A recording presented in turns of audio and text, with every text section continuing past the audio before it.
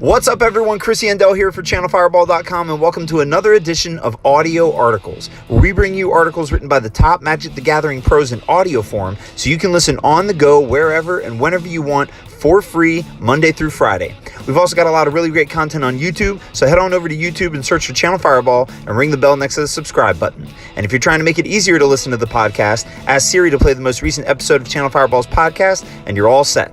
We're also available on iTunes and Spotify. Today's episode was written by Paulo Vitor Dama-de-Rosa. Paulo is going to talk about a huge ban announcement that came out the other day and what the implications are of that announcement. Thanks for being with us today, and here is Winners and Losers of the Gitaxian Probe and Deathrite Shaman Bans in Legacy by Paulo Vitor Dama-de-Rosa.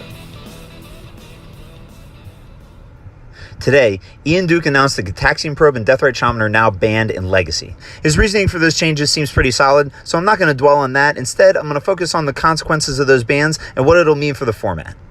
Legacy is a complex format, and removing two pieces as big as Deathrite Shaman and Gitaxian Probe is going to have a butterfly effect that'll be hard to predict, since it's not clear on how people are going to react, but here's my gut instinct for what gets better or worse with the bans. One of the winners of the ban is Reanimator. Legacy Reanimator decks usually come in two forms, black-red and blue-black. Here's a black-red deck from a player who's won a lot with it on Magic Online, Yoladin. Black-red Reanimator. For lands, 3 Swamp, 3 Badlands, 1 Bayou, 3 Bloodstained Mire, 4 Polluted Delta. For creatures, 4 Chancellor of the Annex, 1 Elesh Norn Grand Cenobite, 1 Tidespout Tyrant, and 4 Gristlebrand. For spells, 4 Dark Ritual, 4 Lotus Petal, 4 Animate Dead, 4 Entomb, 4 Cabal Therapy, 4 Exhume, 4 Faithless Looting, 4 Reanimate, and 4 Unmask. And in the sideboard, 2 Ancient Grudge, 1 Archetype of Endurance, 2 Duress, 3 Grim Lavamancer, 1 Iona Shield of Emeria, 2 Magus of the Moon, and 4 Reverent Silence. Black-Red Reanimator is a glass cannon of a deck as they come. It's trying to dodge most interaction and to win the game before the opponent can even untap with a Deathrite Shaman, which it's able to do much of the time. If the opponent does untap with a Deathrite Shaman, then you have two options. Either you manage to reanimate 2 creatures in the same turn, or you cast an Exhume with 2 creatures in the graveyard. Since it doesn't target, you return whichever one they don't exile. If Deathrite Shaman stays in play for multiple turns, it's almost impossible to win. All in all, I don't think Deathrite Shaman beat this deck. Force of Will and sideboard cards did. If they had Deathrite Shaman but nothing else, you often won anyway. The issue was that Deathrite Shaman closed the door on you. If they managed to daze or Force of Will your first attempt at a reanimation spell, then Deathrite Shaman meant you would never win. Without Deathrite Shaman in the picture, then they can force your first reanimation or looting spell, and you just play another one 2 turns later. It turns the quote-unquote, I have to untap with Deathrite Shaman before they combo me, into I have to win the game before they combo me, and that's a much more difficult proposition. The Deathrite ban should also change the sideboarding strategy for this deck. For example, you no longer want to bring a Grim Lavamancer against the blue decks, and you might not want them in the sideboard at all. The Reanimator deck that basically disappeared because of Deathrite Shaman is blue-black. That deck is a lot more consistent and resilient than black-red, since it runs Brainstorms and its own counterspells, and a way to beat hate via show and tell. But it's also slower, which meant that it couldn't reliably combo before Deathrite Shaman untapped. Here's a sample list from Lampions. Blue-black Reanimator. For lands, 1 Swamp, 1 Island, 2 Badlands, 3 Bloodstained Mire, 4 Polluted Delta, 1 Scrublands, 3 Underground Sea. For creatures, 1 Ashen Rider, 1 Iona Shield of Emeria, 1 Tidespout Tyrant, and 4 Gristlebrand. For spells, 4 Brainstorm, 4 Careful Study, 4 Daze, 4 Entomb, 4 Exhume, 4 Force of Will, 4 Reanimate, 1 Show and Tell, 4 Thoughtseize, 4 Lotus Petal, and 1 Pithing Needle. Since it's a slower build, you can also afford to run cards like Collective Brutality, which double as Disruption plus Discard Outlet, though now you don't have to kill Deathrite Shaman anymore anyway. There is one caveat that'll make these decks worse. Now that people don't have access to main deck hate, they're going to have to add sideboard hate. What before was 1 to 2 cards might have to become 3 to 4 dedicated cards, which for the black-red deck will actually be harder to beat than Deathrite Shaman. One of the losers of this ban is obviously Grixis Delver. Well, duh. Grixis Delver loses in 2 big ways, since it played both of the banned cards. Gitaxian Probe was important for that deck, leading to the lower land counts, spells for Young Pyromancer, graveyard fodder for Gurmag Angler, and spell count for Delver of Secrets. Without Deathrite Shaman and Probe, the deck probably has to play at least 2 to 3 more lands, which it definitely didn't want to do. I really don't think that the Grixis Delver deck can survive, at least not in its current form. There's less incentive to be red without Gitaxian Probe for Pyromancer, and more cost to be red since you lose free fixing. There's also less incentive to be black since you don't get Deathrite and Gurmag Angler becomes worse. I think we're still going to see Delver decks, they're just likely going to be 2 colors. Another loser was 4-color Checkpile. Checkpile didn't play Probe and was actually somewhat weak to Deathrite Shaman itself since it played Kolaghan's Command and Snapcaster Mage, but it really needed Deathrite Shaman to fix its mana. 4 colors is not trivial, and the deck had a lot of color requirements and also used the life gain relatively well.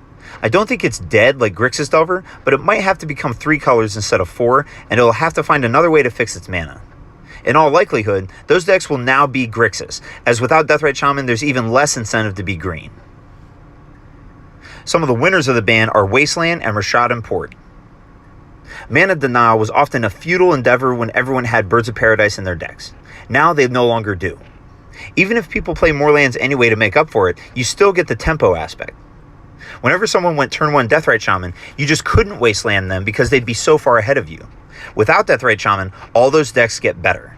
Right now, the most popular Wasteland or Rashad and Port deck is Death and Taxes, which is a White Weenie deck with a heavy mana denial component.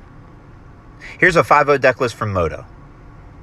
For creatures, 4 Flicker Wisp, 2 Mirran Crusader, 4 Mother of Runes, 2 Phyrexian Revoker, 2 Recruiter of the Guard, 1 Sanctum Prelate, 3 Serra Avenger, 4 Stoneforge Mystic, and 4 Thalia Guardian of Thraben. For spells, 4 Swords to Plowshares, 4 Aether Vial, 1 Batterskull, 1 Sword of Fire and Ice, and 1 Umezawa's Jitte. For lands, 3 Karakas, 12 Plains, 4 Rashad and Port, 4 Wasteland. And in the sideboard, 3 Containment Priest, 2 Council's Judgment, 1 Elspeth Knight Errant, 3 Aethersworn Canonist, 1 Mindbreak Trap, 1 Path to Exile, 2 Rest in Peace, and 2 Surgical Extraction. Another loser from the ban, obviously, are Wasteland decks that previously played Deathrite Shaman. This is Grixis Delver, but it's also decks like Bug, True Name, and basically anything that played both Deathrite Shaman and Wasteland. The idea is that for those decks, you could Wasteland them and still develop your own game plan because you had a Birds of Paradise. And now you can't do that anymore, which means that you have to decide if you're stifling your own game plan to stop theirs. So I think Wasteland is better in decks that didn't play Deathrite Shaman before, but worse in decks that did. Another winner of the ban are fragile combo decks that don't use the graveyard. Those Glass Cannon combo decks are usually bad against Disruption, and the best Disruption deck just had 8 of its cards banned. Even though those cards might not influence this matchup specifically, Deathrite Shaman isn't good versus Belcher, for example. The fact that fewer people will play Grixis Delver should make this type of combo a better metagame choice. Here's a sample Belcher list by Dwayne from Magic Online. For creatures, 4 Elvish Spirit Guide, 4 Simian Spirit Guide, 4 Tinderwall. And for spells, 4 Burning Wish, 3 Empty the Warrens, 4 Gitaxian Probe, 4 Land Grant, 4 Rite of Flame, 4 Desperate Ritual, 3 Manamorphose, 1 Pyretic Ritual, 4 Seething Song, 4 Chrome Mox, 4 Goblin Charbelcher, 4 Lion's Eye Diamond, and 4 Lotus Petal. For lands, 1 Taiga. In the sideboard, 1 Empty the Warrens, 1 Chain Lightning, 1 Diminishing Returns, 1 Goblin Warstrike, 1 Hull Breach, 1 Pyroclasm, 1 Reverent Silence, 1 Shattering Spree, 1 Telemin Performance, 1 Tendrils of Agony, 1 Trash for Treasure, and 4 Xanax Swarm. One of the decks that's unclear what's going to happen to it after the bans is Storm. It's hard to say if Storm actually benefited from this change or not. Here's a sample list from Yamaro. 3 Cabal Therapy, 1 Dark Petition, 2 Duress, 4 Gitaxian Probe, 4 Infernal Tutor, 2 Past in Flames, 4 Ponder, 2 Preordain, 1 Tendrils of Agony, 1 Thoughtseize, 1 Ad Nauseam, 4 Brainstorm, 4 Cabal Ritual, 4 Dark Ritual, 4 Lion's Eye Diamond, 4 Lotus Petal. And for lands, 4 Flooded Strand, 1 Island, 4 Polluted Delta, 1 Swamp, 1 Tropical Island, 3 Underground Sea, and 1 Volcanic Island. In the sideboard, 2 Abrupt Decay, 1 Ancient Grudge, 4 Dark Confidant, 1 Echoing Truth, 1 Empty the Warrens, 1 Engineered Explosives, 2 Fatal Push, 1 Flusterstorm, 1 Ground Seal, and 1 Surgical Extraction. Storm gets a huge benefit from Deathrite Shaman being banned. It wasn't game over against it like it was against Reanimator, but it was very annoying.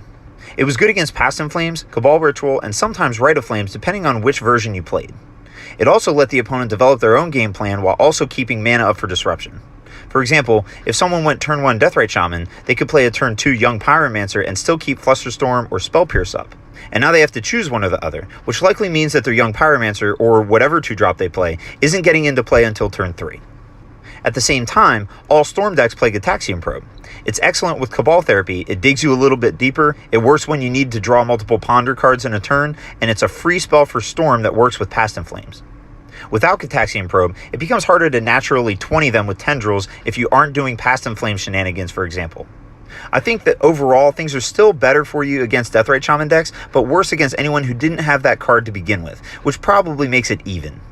For example, Storm decks are going to have to adapt and might have to max out on Duress instead of Cabal Therapy in the main. Past that, they'll probably just add 1 or 2 lands and extra cantrips, like the 3rd and 4th Preordains, which will make it a bit slower, but it'll definitely survive. Another loser in the ban is lands. It might seem weird to peg lands as a loser, since it's a deck that had a bad matchup versus Gitaxian Probe, and also a deck that uses the graveyard, has Wasteland, and didn't play Deathrite Shaman. On first glance, it looks like things just got a little bit better for it, but I don't think they did. Lands was a deck that preyed on Delver 4-color decks, and those decks will be much less popular now. At the same time, lands usually had a bad matchup versus the decks that Delver preyed on. If those decks, like Belcher for example, are unleashed, then it's bad news for lands. On top of that, lands did care about Deathrite Shaman, but it'll care even more about the cards that people will put in their sideboard to make up for the fact that they have no Deathrite Shaman anymore. When I think of graveyard hate that I'll have to play more of now, the card that comes to mind is Surgical Extraction, which happens to be excellent against lands. Because of that, I think that lands is actually in a worse spot than it was before, though it's by no means a bad deck. Another winner of the ban, grindy graveyard strategies. In our recent podcast, Sam Black complained that Deathrite Shaman didn't let him play the deck that he liked, Zombies Bombardment. Now he can!